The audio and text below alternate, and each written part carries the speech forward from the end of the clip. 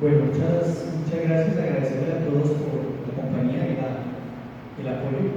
Este es un tema de liturgia eucarística, con mucho gusto les voy a dar la exposición que me tocó.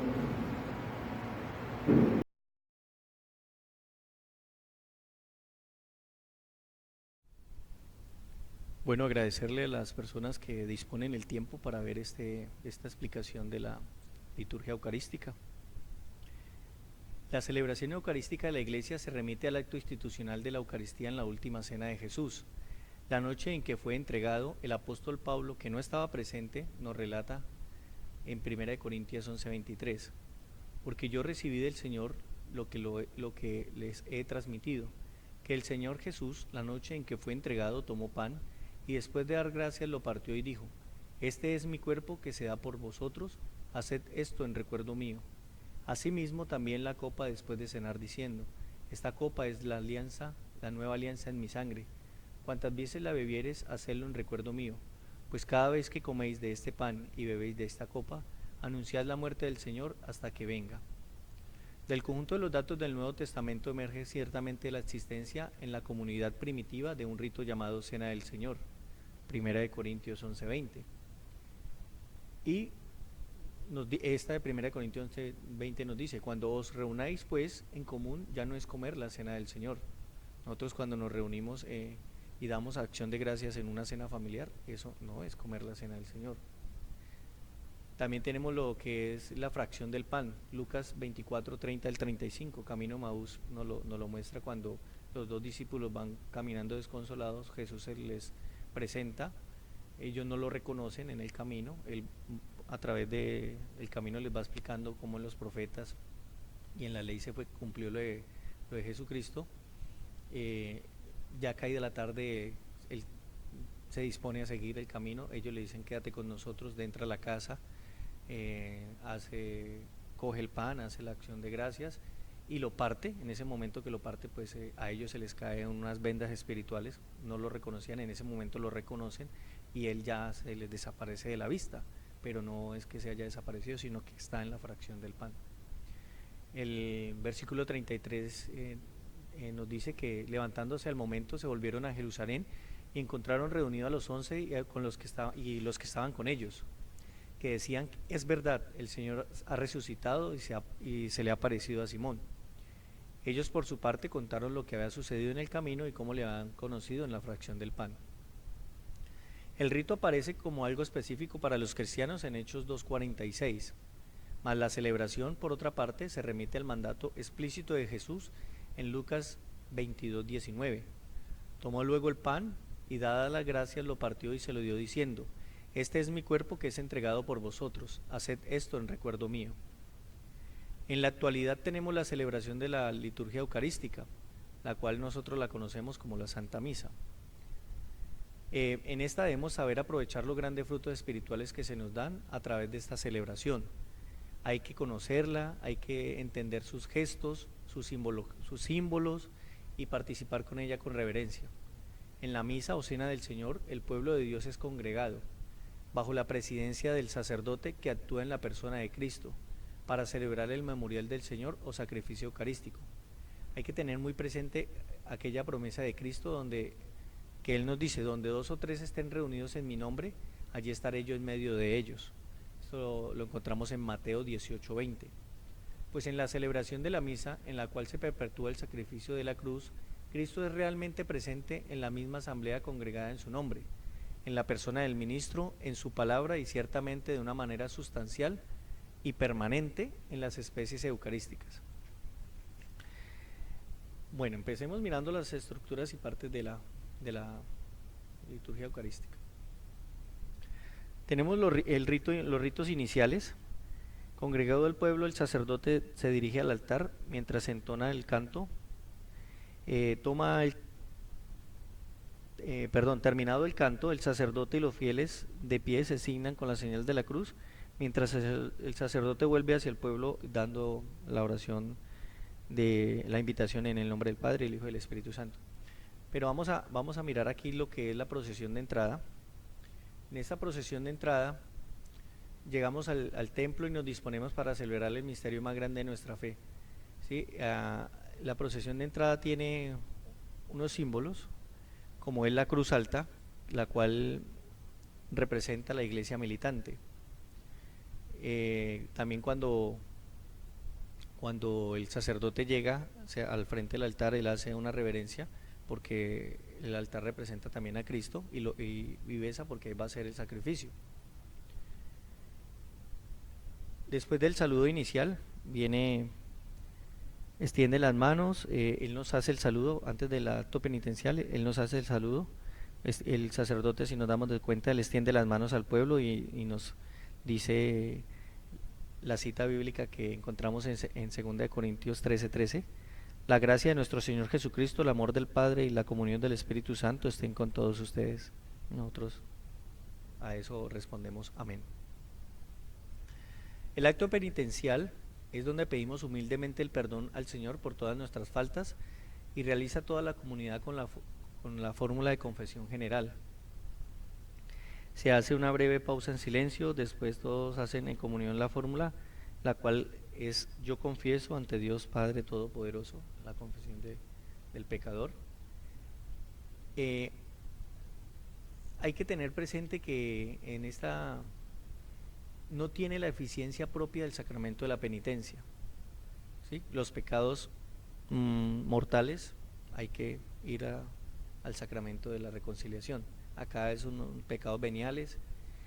Otra cosa que hay que tener presente: no lleguemos tarde, porque en este momento es donde nosotros pedimos al Señor el perdón de esos pecados de omisión.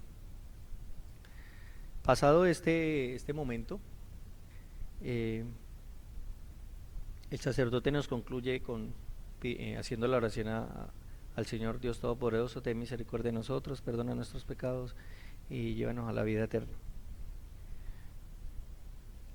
Ahí nos disponemos nosotros a la alabanza a Dios, al gloria. Alabamos a Dios reconociendo su santidad y al mismo tiempo reconociendo que necesitamos de Él. Ahí es donde nosotros no podemos dejar pasar ese encuentro y esa alabanza al Señor. La oración colecta. La oración colecta es la que el sacerdote hace al Padre en nombre de toda la asamblea, y en ella recoge las intenciones de la comunidad. Tengamos presente que Él es el que nos representa en ese diálogo directo del Señor en el sacrificio. Entonces, por eso nosotros siempre debemos dirigir hacia el Padre mediante el sacerdote la oración. No lo imitemos, o sea, no tratemos de quitarle la esencia del sacerdote, porque a veces imitamos cosas que no debemos hacer.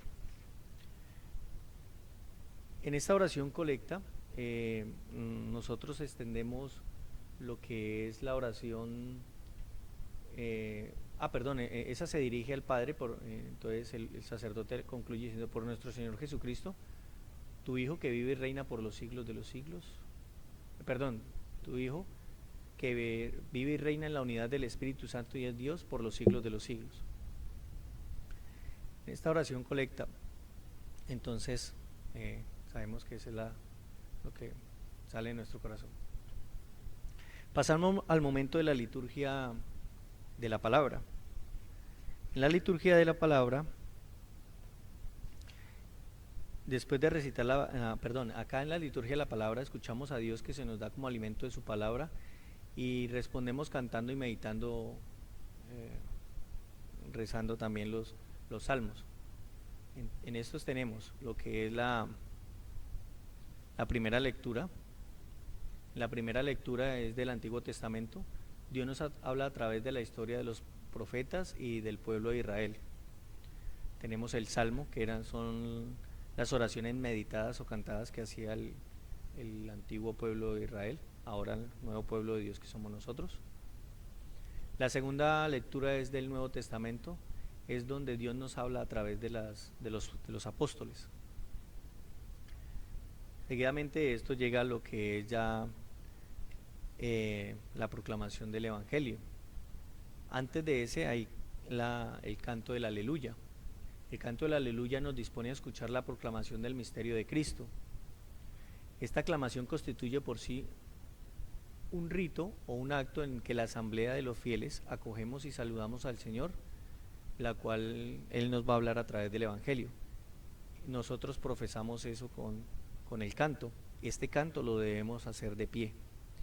Al finalizar la aclamación del Evangelio, nosotros decimos: gloria a ti, Señor Jesús. Concluida ya esta lectura, o el salmo, si es en defecto una primera y salmo, el diácono o el sacerdote hace una explicación de las lecturas bíblicas. Terminada la homilía, si está presente, se canta o se dice el símbolo o la profesión de fe, que es el credo. Pero digamos, en esta homilía, el celebrante nos explica la palabra de Dios. La homilía la pronuncia ordinariamente el sacerdote o un sacerdote con celebrante, o en este caso se le encarga muchas veces también al diácono. Pero hay que tener presente que esa homilía, lo que somos nosotros los fieles, no tenemos litúrgicamente ese encargo. Después de la homilía va a haber el espacio siempre de los sacramentos, ¿sí? Bautismo, confirmación, matrimonio. En este espacio es donde se vive el tiempo litúrgico del sacramento. Terminado esto, pues ya profesamos nuestra fe a través del credo, del símbolo que nosotros tenemos.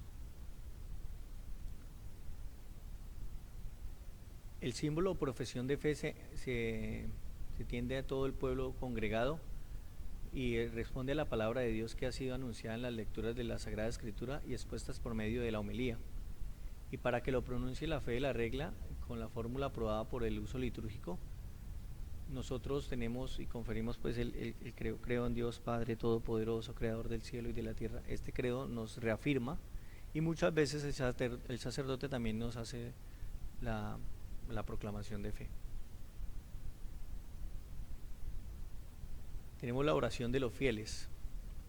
En esta oración de los fieles rezamos unos por otros pidiendo las necesidades de todos, de modo que se eleven las súplicas por la Santa Iglesia, por los gobernantes, por los que sufren alguna necesidad y por todos los hombres y la salvación de todo el mundo.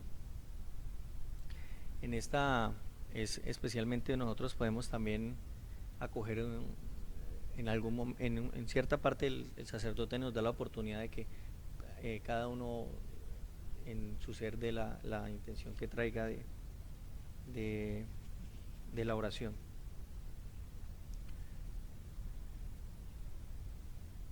Bueno, entonces tenemos la oración de los fieles. Aquí ya concluye la primera parte de la de la liturgia de la palabra. Ahora prosigue lo que es la liturgia eucarística. Sería el tercer paso, el tercer rito que nosotros vivimos. Este tiene tres partes: el rito de la ofrenda, la gran plegaria eucarística, que es el núcleo de toda la celebración. Es una plegaria de acción de gracias en la que actualizamos la muerte y la resurrección de Jesús, y el rito de la comunión. Entonces ahí vamos a vivir unos tiempos, unos momentos. Empecemos mirando lo que es la presentación de las ofrendas. En esta presentamos el pan y el vino que se transforma en el cuerpo y la sangre de Cristo. Realizamos la colecta en favor de toda la iglesia. El sacerdote pone en la mesa, pone el pan y el vino sobre el altar mientras dice las fórmulas establecidas. Estas fórmulas establecidas son unas oraciones que son en secreto, ¿sí? Acá, digamos, en la liturgia eucarística nos dice: terminado la anterior, comienza el canto para el ofertorio. Si no se canta, el sacerdote puede en voz alta decir la siguiente oración: bendito sea Señor Dios del universo, que por este pan y fruto de la tierra y del trabajo del hombre que recibimos por tu generosidad y ahora te presentamos, será él para nosotros pan de vida. Esta oración,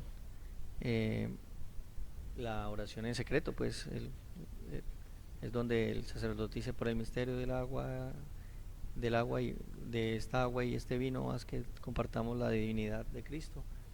Bueno, él siempre hace la aclamación y la alabanza. En la misa se dice una sola oración sobre los dones, que termina con la conclusión breve, es decir, por Jesucristo nuestro Señor. Pero si en su final se menciona al Hijo, entonces se termina el que vive y reina por los siglos de los siglos. Esto de cuando se menciona al Hijo es cuando el sacerdote dice, por tu Hijo Jesucristo, ¿no? Entonces decimos el celebrante dice eso. Esta, uniéndose a la oración del pueblo, hace suya la plegaria, nosotros la hacemos nuestra diciendo amén. La plegaria eucarística. Esta plegaria eucarística comienza la plegaria eucarística con el prefacio. ¿Sí? Siempre el sacerdote, el Señor esté con ustedes, levantemos el corazón. Entonces, ahora empieza y es el centro y el culmen de toda la celebración, a saber, es una plegaria de acción de gracias y de consagración. El sacerdote invita al pueblo a elevar el corazón hacia Dios en oración y en acción de gracias, y lo asocia a una oración que él dirige en nombre de toda la comunidad por Jesucristo en el Espíritu Santo a Dios Padre. El sentido de esta oración es que toda la congregación de los fieles sea una con Cristo en el reconocimiento de las grandezas de Dios y en la ofrenda del sacrificio. La plegaria eucarística exige que todos la escuchen en silencio y con reverencia. Esta plegaria salta directamente al prefacio, que es una oración de acción de gracias y alabanza al 3 veces santo. Esta plegaria arranca con la epíclesis. La Iglesia, por medio de determinadas invocaciones, implora la fuerza del Espíritu Santo para que los dones que han sido presentados queden consagrados, es decir, se conviertan en el cuerpo y la sangre de Cristo, para que la víctima inmaculada que se va a recibir en la comunión sea para la salvación de quienes lo reciban. El celebrante extiende las manos sobre el pan y el vino e invoca al Espíritu Santo para que por su acción se transforme en el cuerpo y la sangre de Cristo, que es donde llega ya la consagración. El sacerdote hace el memorial de la última cena pronunciando las palabras que el mismo Jesucristo nos relató, nos dice. El pan y el vino se transforman en el cuerpo y la sangre de Jesús. Aquí en este momento de la consagración, cuando el sacerdote coloca las manos encima del pan ácimo y del vino, nosotros presentamos reverencia profunda, y nos inclinamos, nos arrodillamos, ¿sí? Ahí es donde suena la campanita, es que tenemos que obtener toda la atención hacia el altar. Cristo se hace presente. En la aclamación, en la amnesia, que le llamamos la amnesis, la Iglesia, al concluir este encargo que a través de los apóstoles recibió de Cristo el Señor, realiza el memorial del mismo Cristo, recordando principalmente su bienaventurada pasión, su gloriosa resurrección y su ascensión al cielo. Aquí nosotros como pueblo aclamamos fuertemente diciendo: anunciamos tu muerte y proclamamos tu resurrección, ven Señor Jesús. Tenemos lo que es la intención, la intercesión. Ofrecemos este sacrificio de Jesús en comunión con toda la Iglesia. Pedimos por el Papa, por los obispos, por todos los difuntos y por todos nosotros, dándose a entender que la Eucaristía se celebra en la comunión con toda la Iglesia celeste y terrestre, y que la oblación se hace por ella y por todos los fieles vivos y difuntos, miembros que han sido llamados a participar de la salvación y la redención adquirida por el cuerpo y sangre de Cristo. Aquí es importante que a veces nosotros hacemos por imitación, que es la doxología. El sacerdote ofrece el sacerdote ofrece al Padre el pan ya consagrado, el cuerpo y la sangre de Jesús, el cual dice: por Cristo, con Él y en Él, en la unidad del Espíritu Santo. Nosotros en esa parte, eso es una oración que solamente el sacerdote que nos está representando ante el Padre debe hacer. Nosotros si la queremos seguir, la hacemos en nuestro interior. A esto todos respondemos amén. Bueno, acá tenemos ya lo que es, pasamos al Padre Nuestro, ya es el rito de la comunión. El Padre Nuestro nos prepara para comulgar, rezamos el Padre Nuestro como Jesús nos enseñó. Sigue después de esto el rito de la paz, en el que la Iglesia implora la paz y la unidad para sí misma y para toda la familia humana, y los fieles expresan la comunión eclesial y la mutua caridad antes de comulgar el sacramento. La fracción del pan. Esta fracción, el sacerdote parte el pan eucarístico con la ayuda, si procede del diácono o de un concelebrante.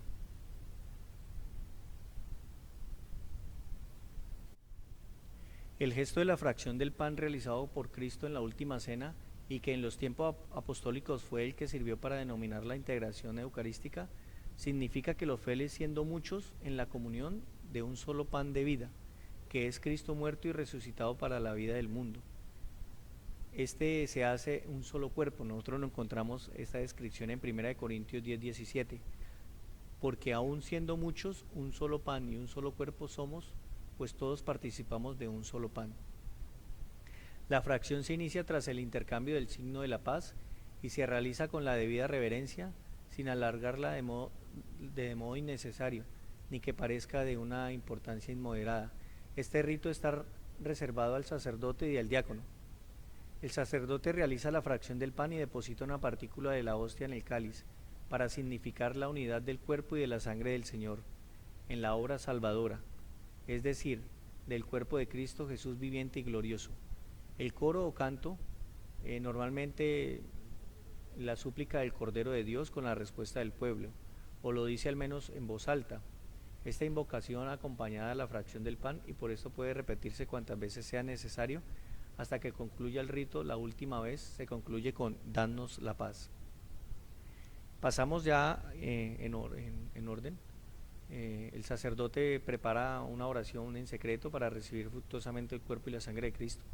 Los fieles hacen lo mismo orando en silencio. Ahí la elevación. Llenos de alegría nos acercamos a recibir a Jesús, pan de vida. Antes de comulgar hacemos un acto de humildad. ¿Sí? Reconocer en el acto de humildad, reconocer que Jesucristo está presente en el pan y el vino consagrado.